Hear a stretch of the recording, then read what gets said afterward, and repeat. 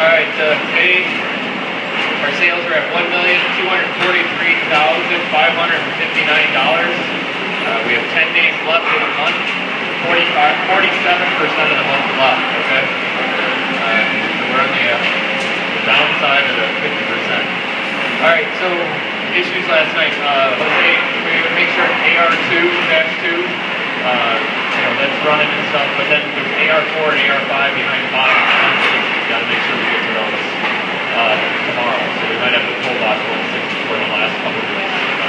Okay? Because they moved those up when they said we can get them out. Alright? We should hopefully have SYS 164 sometime later today. So we're going to talk about, I got to give Rich and talk to Rich about, we need to move the hydraulic valve gates off of press 58 or somewhere else. So we got to talk about what we're going to do there. Alright. Okay, stuff that we got going on the big side. Obviously, we need to get press 7 fixed. I know Marty's working on that. Isaac, we also need to get fill 4 into press 7.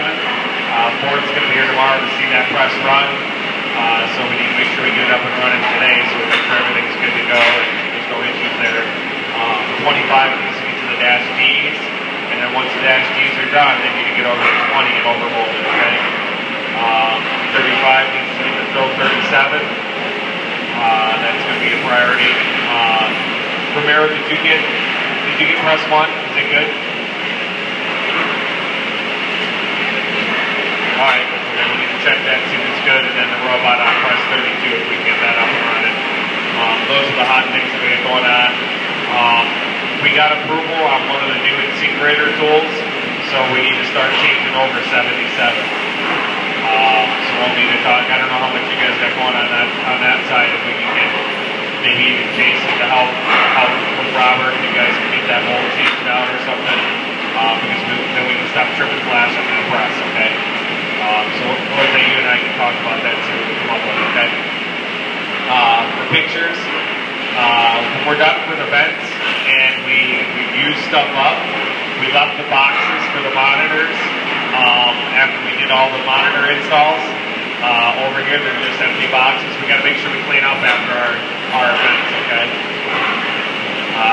Is this the broken pallet jack? Does anybody know? Is this the one that's broke? It's been there for 2 days, and I don't know why it's not getting put back. And I know we broke one, so if somebody can let me know if that's the one that was broke or what's going on, why that one's over there.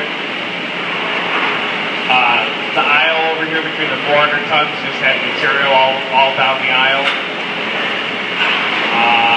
By press 2, we're leaking chiller water on the we have a new product coming to you.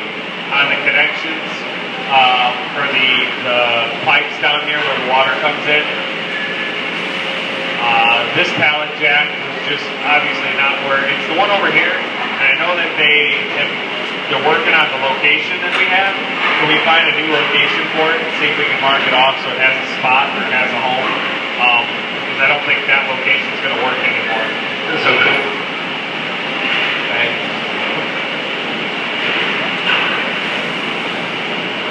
Sorry. Wrong button. And then there was, over here by the mold racks over there was conveyors and all kinds of stuff. You couldn't, if you want to pull a mold rack out, or a mold off the rack, you can't get the mold off the rack because everything's kind of in the way. Okay? That's all I got to say. Alright, one of the suggestions, or we're going to need to work on next is mezzanine order sheet so we can take inventory of the material handler stuff once a week. So I'm going to talk, if I can get with you and Taylor after the meeting real quick and talk about that. So bring Taylor back up. Okay. Also the customers, again, we got a Ford coming in tomorrow right around noon. So it'll probably actually be earlier tomorrow than we thought at first. And then also, again, 326, we have Subaru. This morning at 9:30, the fire marshal will be here. 9 o'clock, BW Technologies will be here. And I think that's it that we have this week. But obviously Friday is the only open day that's really going on for us. Okay, so make sure we got everything cleaned up, ready to go. All right.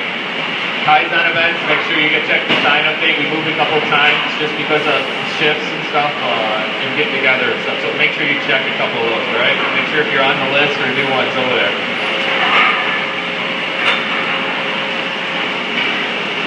All right, so improvements. If you take a look, I don't know if not everyone's gotten up on mezzanine K, but obviously we have pictures up here of how bad K was and how many piles. And then Anna and Israel, and it really took into like getting rid of all this stuff. So if you actually look at it, you can see the aisles and see the boxes. We got tons of empty shelves and everything else. So we need to give Anna and Israel a round of applause. Thank you. Very good. Thank you very much. And then also,